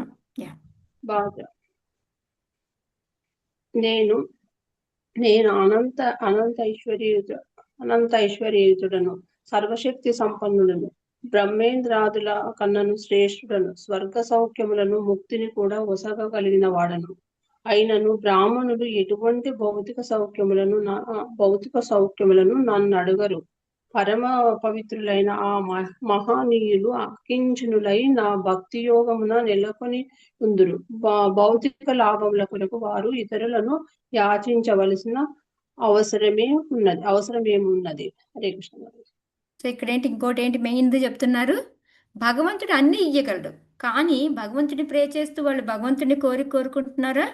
భౌతిక సుఖాల కోసం ఎటువంటి భగవంతుడినే ఇవ్వగలిగిన భగవంతుడినే కోరుకోవట్లేదు. ఇంకా మిగతా వాళ్ళు కూడా వాళ్ళు భౌతిక సుఖాల కోసం ఏమీ అడగరు. వాళ్ళు ఎప్పుడు కూడా భక్తిలోనే ఉంటారు. అకించనులై అంటే అంత తీవ్రతమైన భక్తి చేసుకుంటూ ఉంటారనమాట వాళ్ళు. సో వాళ్ళు భౌతిక సౌఖ్యం కోసం ఎటువంటి కోరిక భగవంతుడిని అడగరు, ఇంకొకరి మీద డిపెండ్ అయ్యి ఉండరు. వాళ్ళకి ఎంత చేయగలిగితే అంత భక్తి చేసుకుంటూనే ఉంటారు అని చెప్తున్నారు అనమాట. సో ఇది బ్రాహ్మణులకి పైన చెప్పిన 8 లక్షణాలే కాకుండా ఇంకోటి యాడ్ ఏం చేస్తున్నాడు భగవంతుడు, వాళ్ళు ఏ రోజు భౌతిక సుఖం కోరు. సుధాముడు వచ్చి మళ్ళీ ఆయన ఏమన్నా అడిగాడా భగవంతుడిని? వాళ్ళ ఆవిడ చెప్పి మరీ పంపించింది అడిగి ఏదో ఒకటి తీసుకురా అని. కానీ ఆ భగవంతుడు చూసిన తర్వాత ఆయనకి ఏమన్నా అడగబుద్దేసిందా? అడగలేదు. అడగకుండానే వెళ్ళిపోయాడు. సో భగవంతుడు అవసరమైతే ఇస్తాడు అనే అది అంటే ఆయన కాన్సెప్ట్ కాదు. మనకు ఇక్కడున్న బ్రాహ్మణుల కాన్సెప్ట్ ఏంటంటే అవసరమైతే భగవంతుడు ఇస్తాడు, లేకపోతే లేదు అదేదన్నమాట. సో అందుకని వాళ్ళు ఇంకొకరిని ఎవరినైనా ఓకే భగవంతుడు ఇవ్వలేదు కదా, భగవంతుడి రూపంలో ఏదో ఒక మనిషి వచ్చి ఇస్తాడులే, ఎవరో ఒకరిని అడుగుదాములే అనేసి అలా ఎవరిని కూడా వాళ్ళు యాచించరు, అడగరు అని చెప్పేసి ఇక్కడ చెప్తూ ఉన్నారు అనమాట. సో వీటన్నిటి బట్టి చూస్తే ఏం తెలుస్తుంది మనకి? అత్యుత్తమైన వాళ్ళ కాదా? యా. సో చదవనా ఇక్కడ మాతాజీ 4 పాయింట్లు ఏమ్మా? చదవమంటారా మాతాజీ? ఇందాక మీరు యా అడిగినారు యా కదా. సారీ మాత, చదవండి అది చదవండి. భావమే కదా మాతాజీ. ఆ, రేపు ఆదిపించు. భగవానుడు బ్రాహ్మణులతో పలికెను, నేను పూర్తిగా నా భక్తులకు వశుడనై ఉన్నాను. నిజమునకు నేను అస్వతంత్రుడను. నా భక్తులు పూర్తిగా భౌతిక వాంఛ రహితులు కనుక నేను వారి హృదయంలో వసింతును. నా భక్తిని మాట ఎలా, నా భక్తునికి భక్తులను నాకు అత్యంత ప్రియమైన వారు. హరే కృష్ణ. ఎందుకు మా భక్తులు ప్రియము అనేది ఆయన చెప్పారనమాట. అందుకే అన్నాను భక్తితో ప్రేమతోటి మనము భగవంతుని లొంగ తీసుకోగలుగుతాము, అందుకని భక్తులే ఎక్కువ అనేది ఇక్కడ చెప్తూ ఉన్నాము. సో వాళ్ళకి ఇక్కడ భౌతిక వాంఛ లేదు కాబట్టి అని ఇప్పుడు ఎస్ మాతాజీ, అందుకే ఎవరు అంటే ఇక్కడ అదే కదా మనకి ఇక్కడ కూడా చెప్పింది, భౌతికమైన కోరిక లేకుండా ఉండాలి అని. మరి సో ఇక్కడ కూడా ఏంటంటే మనకి అకించనానం మయి భక్తి భాజం అంటే పరిపూర్ణమైన బ్రాహ్మణులు ఏంటి అంటే వాళ్ళు ఎప్పుడూ భక్తియుత సేవలోనే ఉండి ఎటువంటి భౌతికమైన కోరికని వాళ్ళు కోరరు అని చెప్పి చెప్తున్నారు. అంతేకాకుండా మనలాగా ఏంటంటే ఫ్యూచర్ కోసం కలెక్ట్ చేసుకొని పెట్టుకోవడం అలాంటిది కూడా వాళ్ళు ఏమీ చేయరు అనమాట. భౌతిక సముదాయాన్ని సో ఫెసిలిటీస్ కోసం వాటిని వీటిని అనేసి కలెక్ట్ చేసుకొని పెట్టుకోవడం అలాంటివి కూడా చెయ్యరు అనమాట వాళ్ళు. సో ఇంకా వాళ్ళు ఏంటంటే భగవద్ధామంను చేరుటకు ఆరాటపడే శుద్ధ వైష్ణవ స్థితి ఎట్లుండునో శ్రీ చైతన్య మహాప్రభు వివరిస్తూ వాళ్ళు ఎట్లా ఉంటారు అనేది మనకి కింద చైతన్య మహాప్రభు ఏంటంటే మధ్యలీలలో ఎక్స్ప్లెయిన్ చేస్తారనమాట. నిష్కించనస్య భగవద్ జనోన్ముఖస్య అంటే ఏంటంటే భగవద్ధామను చేరాలి అని అనుకున్న వాళ్ళు నిష్కించులు అంటే భౌతికమైన కోరిక అనేది వాళ్ళకి ఉండనే ఉండదు. అంతేకాకుండా ఏంటంటే భౌతిక సంపత్తులు కానీ స్త్రీ సాంగత్య సుఖం కానీ ఇవన్నీ కూడా వాళ్ళకి విషంతో సమానం అనమాట. ఎలా అయితే నదనం జనం సుందరీకం అనేసి ఎలా అయితే చైతన్య మహాప్రభు మన శిక్షాష్టకంలో చెప్తారో అలాగే వీళ్ళకి ఏంటంటే కలెక్ట్ చేసి ఉంచుకోవడం కానీ మళ్ళీ భౌతిక కోరికలు లేవు, అది వదిలేయండి, భౌతిక అభిలాష అనేది లేదు. అలా కాకుండా ఏమో ఫ్యూచర్కి ఏదైనా అవసరం వస్తుందేమో అని సేవింగ్స్ చేసుకుని పెట్టుకుంటాం చూడండి. ఇప్పుడు కావాలి, నేను కాదనట్లేదు, బట్ వాళ్ళు ఏంటంటే అంత ఫుల్గా భగవంతుడి మీద డిపెండ్ అయి ఉంటారు అని చెప్పడానికి అనమాట. సో భౌతిక సంపత్తులు స్త్రీ సాంగత్యం ఇలాంటివన్నీ కూడా వాళ్ళకి విషంతో సమానం అనమాట. సో మాకు ఎప్పుడు పరమేశ్వర ప్రభు ఉండేవారు, ఆయన చెప్పేవారు బ్రాహ్మణులు అనేవాళ్ళు ఏంటంటే వాళ్ళకి ఒకవేళ ఇప్పుడు మనం ఆనందంతో ఎక్కువ డబ్బులు ఇచ్చాము అనుకోండి, వాళ్ళకి ఆ రోజు ఖర్చు ఎంతో తెలుస్తుంది కదా వాళ్ళకి. సాయంకాలం అయ్యేటప్పటికి వాళ్ళ దగ్గర ఎక్స్ట్రా డబ్బు ఉంటే దాన్ని దానం చేసేస్తారంట వాళ్ళ వెంటనే. అలా ఎవరైనా ఉంటాం ఒకసారి ఊహించుకోండి మనల్ని అలాగా. అంటే ఇప్పుడు ఏంటంటే ఒకవేళ వాళ్ళకి ఏదైనా ఎక్స్ట్రా డబ్బులు ఎక్కువ అమౌంట్ ఏదైనా వచ్చినా వాళ్ళు సాయంకాలం అయ్యేటప్పటికి ఎంత ఖర్చు అయితే అయ్యింది మిగతాది ఎవరికైనా దానం చేస్తారంట. అది ఇంకా ఊహించుకోలేము. సో అందుకని ఇక్కడ వీళ్ళు ఏంటంటే అది విషంతో సమానంగా చూస్తారు అని చెప్పేసి చెప్తున్నారు. వాళ్ళు ఎప్పుడు కూడా కృష్ణ భక్తి యొక్క సేవలోని కృష్ణ సేవలోనే భగవంతుడి సేవలోనే ఉంటారు. భౌతిక సుఖం కోసం చూడరు, భౌతిక ఆనందం కోసం వాళ్ళని ఏమంటారు స్టోర్ చేసి పెట్టుకోవడం అలాంటివి కూడా ఉండదు. అంతేకాకుండా భగవంతుడిని కూడా భౌతిక లాభం కొరకు ఎటువంటి కోరికను కూడా వాళ్ళు అడగరు అని చెప్పి అందుకే వాళ్ళని బ్రాహ్మణులని పరమశ్రేష్ఠులు అని చెప్పబడ్డారు అని చెప్పేసి మనకి మళ్ళీ కపిల భగవానుడు కూడా మనకి 29th చాప్టర్లో ఆర్డర్ ఉందని చెప్పాను కదా, దానిలో శ్లోకమే మనకి ఇక్కడ చెప్తున్న తస్మన్యర్పిత సేక్రియాత్మ నిరంతర అనేసి బ్రాహ్మణులు సదా తనువు వాక్కు మనస్సుతో భగవత్ సేవకు అంకితమై ఉందురు. ఆ విధంగా భక్తి యోగం నెలకొని భగవంతునికి ఆత్మ సమర్పణ కావించుకున్న బ్రాహ్మణుని కనను శ్రేష్ఠుడు ఇంకొకటి లేడు. సో ఆ బ్రాహ్మణులో కూడా ఎవరైతే శరీరాన్ని వాక్కుని మన మాటని మనస్సుని కంట్రోల్లో పెట్టుకొని భగవత్ సేవకి మొత్తం అంకితం చేసుకొని ఉంటారు, మొత్తం వాళ్ళని ఆత్మసమర్పణ చేసుకోవడానికి కూడా రెడీగా ఉంటారనమాట వాళ్ళు అని చెప్పి చెప్తూ ఉన్నారు. అదే లాస్ట్ హయ్యర్ స్టేజ్ అని కపిల భగవానుడు మనకు అందులో ఇస్తాడనమాట. సో 26. సో ఇక్కడ వరకు మనకి అవి అయిపోయినాయి. సో 26, 27 శ్లోకాల్లో ఏంటి అంటే మనకి ఈ మిగతా ఉన్న ప్రజలందరినీ కూడా మనం ఎలా చూడాలి. ఓకే, ఇప్పుడు ఆ బ్రాహ్మణుడిది అయిపోయింది. బ్రాహ్మణుల యొక్క సహాయం తీసుకోవాలి, ఎలాంటి బ్రాహ్మణులు ఏంటి అన్నీ చెప్పాడు. సో ఇప్పుడు మరి ప్రజల్ని ఎలా చూడాలి అంటే ప్రజల్లో నేనుంటాను, అందుకని వాళ్ళందరినీ కూడా సమదర్శితో చూడాలి అని చెప్పేసి ఆయన భగవంతుడు వాళ్ళకి రాజుగా పరిపాలించడానికి కొన్ని సలహాలు ఇస్తూ ఉన్నారనమాట. ఈ 2 శ్లోకాలు చూసి ఈరోజు ఎండ్ చేద్దాం. సర్వాణి మదిష్ణయతయా భవద్భిః చరాణి భూతాని సుతా ధ్రువాణి సంభావితవ్యాని పదే పదే వో వివిక్త దృగ్భిస్తదుహార్షణం మే. హరే కృష్ణ. చదవండి. సర్వాణి మదిష్ణ్యతయా భవద్భిః చరాణి భూతాని సుతా ధ్రువాణి సంభావితవ్యాని పదే పదే వో వివిక్త దృగ్భిస్తదుహార్షణం మే. వివిక్త దృగ్భిస్తదుహార్షణం మే. మాతాజీ అది హా మాతాజీ, హా వద్దు, అది షా కాదు. మాతాజీ రాకి హా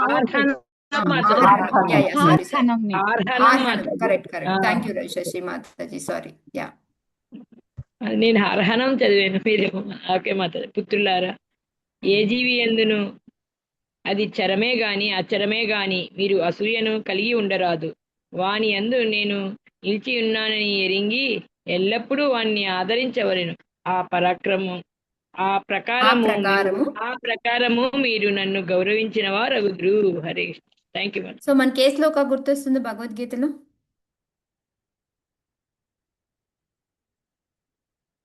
విద్యా వినయ సంపన్నే బ్రాహ్మణే గవేహస్తిని సునీచైవ స్వపాకేచ పండిత సమదర్శన.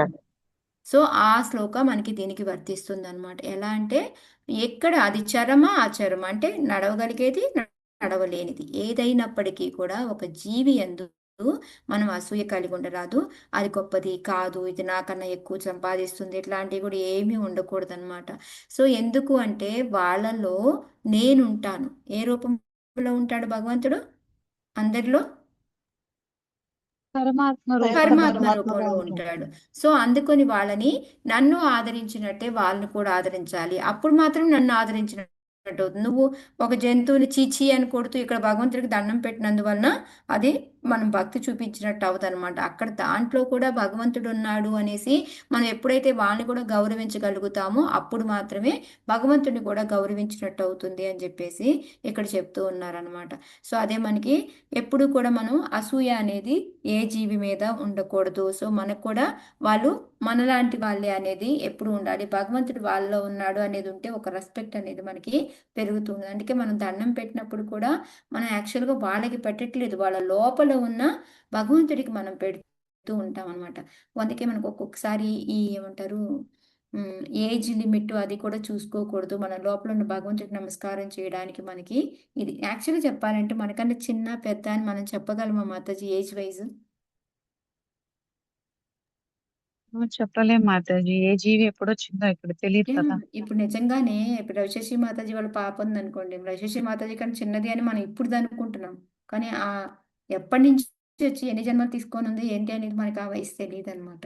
సో అందుకని మనం లోపల ఉన్న పరమాత్మని దృష్టిలో పెట్టుకొని చేయాలి అని మనకి బ్రహ్మ సముద్రం అండాంతరస్థ పరమాణుషయాంతరస్థ మనం అందరం కూడా భగవంతుడి నుంచే వచ్చాము అనేసి అదే విధంగా భగవంతుడు గర్భోదక సాయి విష్ణు, కృదక సాయి విష్ణు రూపాల్లో మన లోపల ఉంటాడు అని కూడా మనకి చెప్తుంది. ఎక్కువగా మనకి పరమాత్మ రూపం ఏది? ఏ విష్ణు?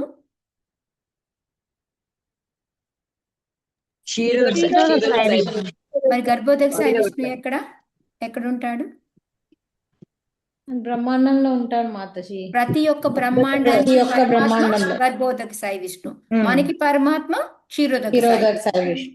అది ఇక్కడ చెప్పడం. ఓకే, అంటే మనలో కూడా గర్భోదక సాయి విష్ణు ఎక్కడ ఉంటాడా అని మీరు ఆలోచించకండి. ప్రతి ఒక్క విశ్వానికి అండానికి పరమాత్మ ఎవరు అంటే గర్భోదక సాయి విష్ణు అన్నమాట. ఎవరు అంటే క్షీరోదక సాయి విష్ణు అన్నమాట. అది ఓకే.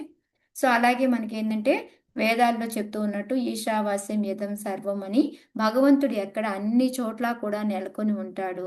అతను మందిరంలో ఉండొచ్చు, దేవాలయాల్లో ఉండొచ్చు, లేకపోతే బయట ఉండొచ్చు, మన హృదయంలో ఉండొచ్చు, ఎక్కడైనా ఉండొచ్చు. అందుకని మనము ఎంత దూరం ఇప్పుడు మన చూడండి టెంపుల్కి ఒక్కోసారి మనం టెంపుల్ ముందుగా వెళ్తూ ఉంటాం అనుకోండి, మనం ఏం చేస్తాము?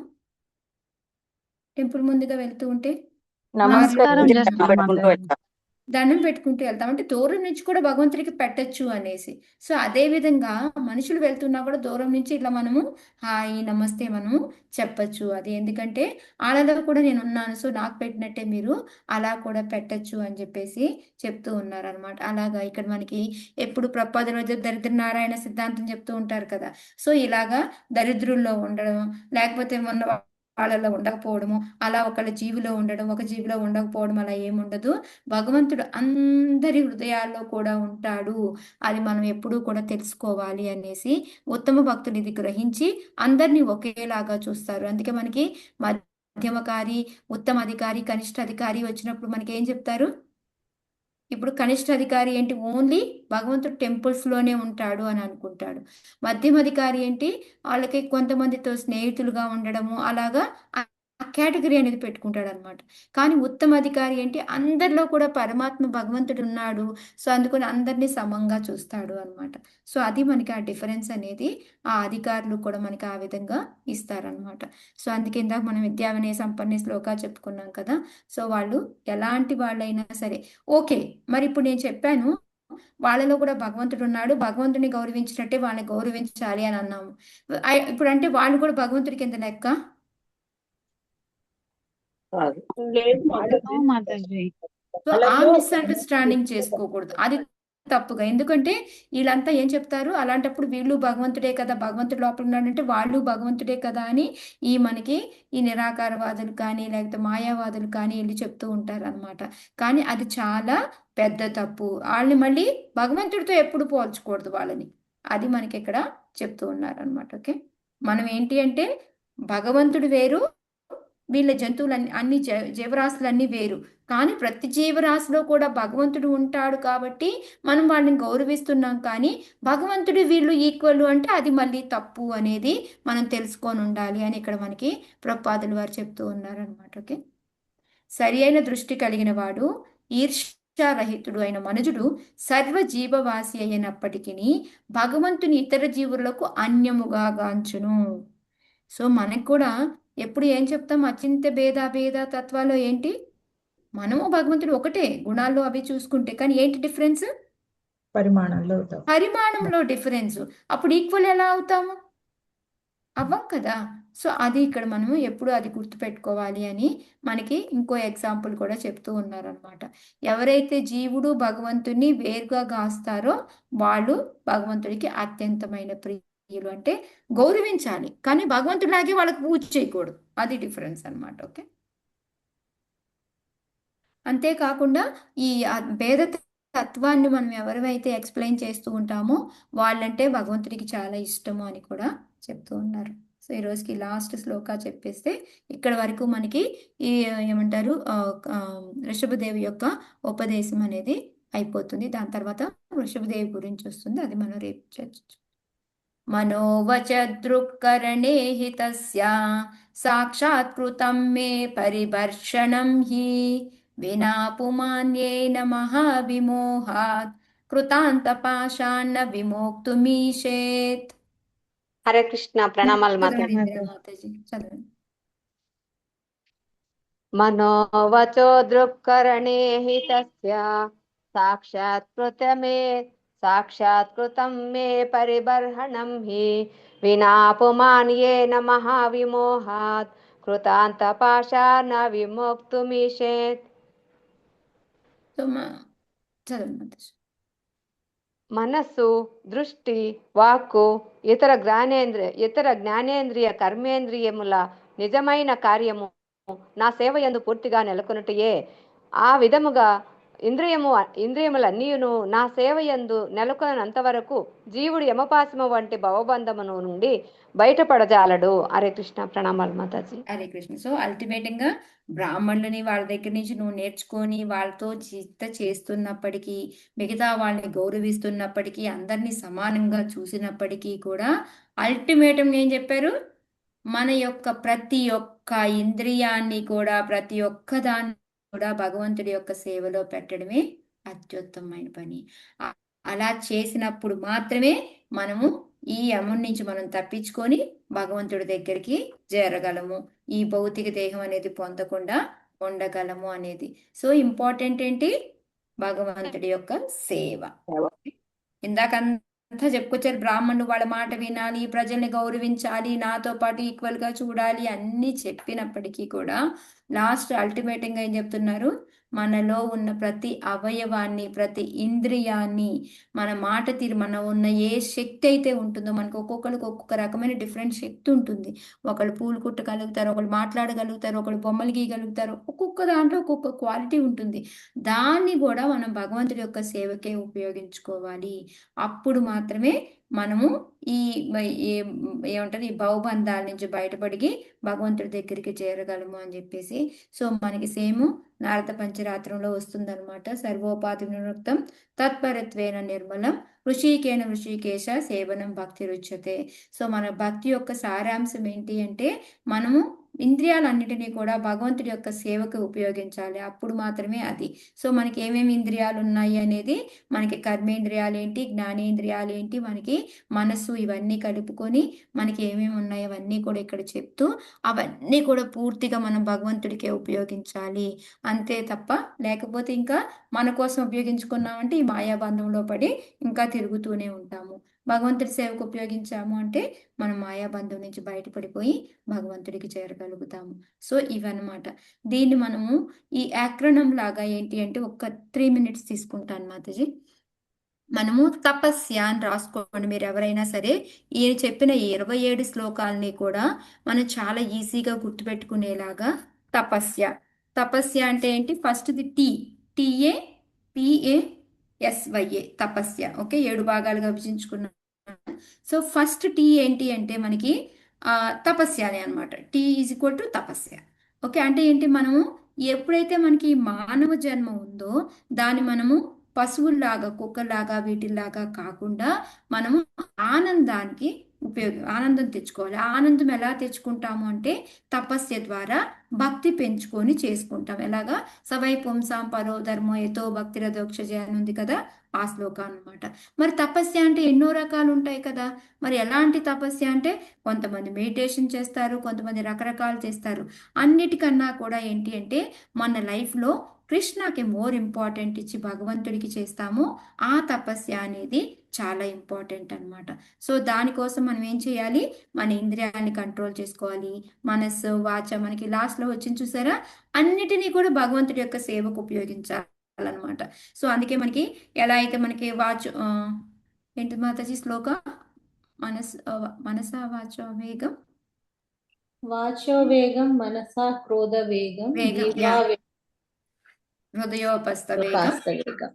సో ఆ శ్లోకం ఏదైతే ఉందో, మనము ఎలాగా సెన్సెస్ ని, మన మైండ్ ని, మన జెనిటైల్స్ ని, మన పొట్టని, జిహ్వని, ఇవన్నిటిని కూడా మనం ఎలా అయితే కంట్రోల్ చేసుకోవాలో వాటన్నిటినీ కంట్రోల్ చేసుకుంటూ భగవంతుడి మీద మనం ఎప్పుడైతే ఎక్కువ పెడతామో అది అసలైన తపస్సు. దానికి ఎగ్జాంపుల్ మనము ధ్రువ మహారాజుని తీసుకోవచ్చు అనమాట. సో నెక్స్ట్ TA కదా. ఏకి వచ్చేసి మనం అసోసియేషన్. ఎప్పుడంటే మనకి కొంతమంది ఏంటంటే అసోసియేషన్ ద్వారా పైకి లేచే వాళ్ళు ఉంటారు, కొంతమంది అసోసియేషన్ ద్వారా కింద పడే వాళ్ళు సాంగత్యం ద్వారా. సో ఎవరు సాంగత్యం ద్వారా కింద పడిన వాళ్ళు ఎవరు, సాంగత్యం ద్వారా పైకి లేచిన వాళ్ళు ఎవరు? ఎగ్జాంపుల్ చెప్తారు ఎవరైనా?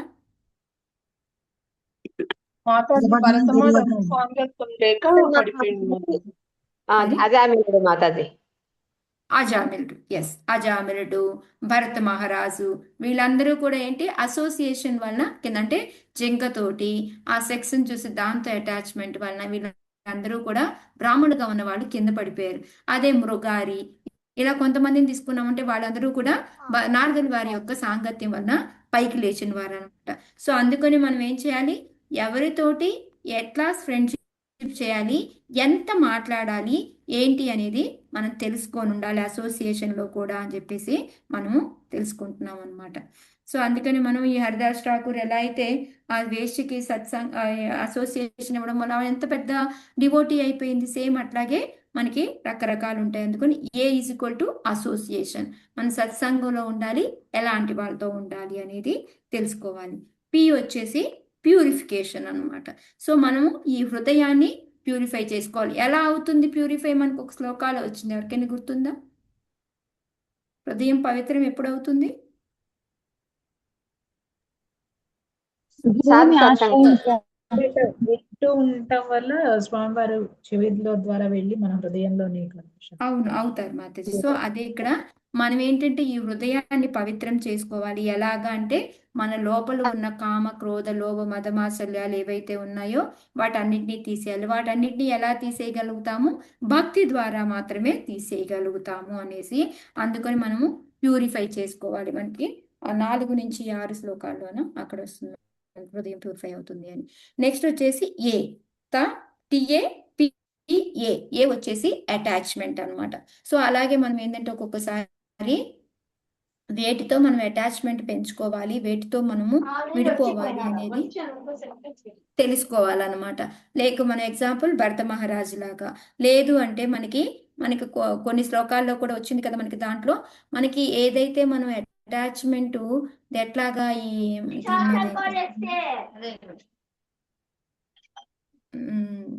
సన్యాసం మీద కూడా, అంటే మనం ఎలా అంటాము దీనికి మాత్రం ముక్తి మీద కూడా మనం అటాచ్మెంట్ పెట్టుకోకూడదు అనమాట ఆ విధంగా.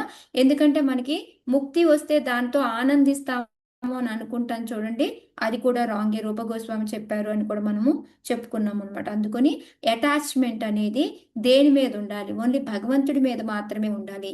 మిగతా దేని మీద మనకి వస్తు సముదాయం కానీ, లేకపోతే భౌతికమైన ఈ గృహం మీద, పుత్రుల మీద, వీటి మీద కానీ దేని మీద కూడా మనకు ఉండకూడదు. అలా చిత్రకేతుని చూసామనుకోండి, అది ఎవరి మీద అతను అటాచ్మెంట్ పెట్టుకున్నాడు? పెట్టుకున్నాడు. ఓకే, దానివల్ల ఏమైంది?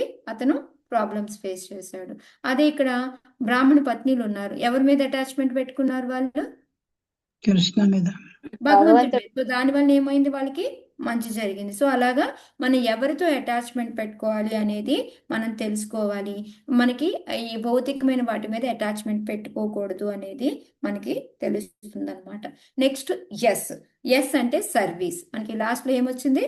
లాస్ట్లో ఒక భగవంతుడి యొక్క సేవ చేయాలి, అది చాలా చాలా ఇంపార్టెంట్. సో ఒకటి చాంటింగ్ అందులో మనకి, అది వెల్ అండ్ గుడ్. అది కాకుండా మనం భగవంతుడికి భక్తులకి సేవ చేసుకోవాలి. సెకండ్ శ్లోకాలో కూడా ఏంటి, మనకి భక్తి రావాలి అంటే మహాత్ముల యొక్క సేవ చేసుకోవాలి అని ఉన్నారు. లాస్ట్ శ్లోకాలో మనకి ఏం చెప్పారు? భగవంతుడి యొక్క సేవ చేసుకోవాలి అని చెప్పారు. సో ఆ విధంగా ఏంటంటే మన అన్ని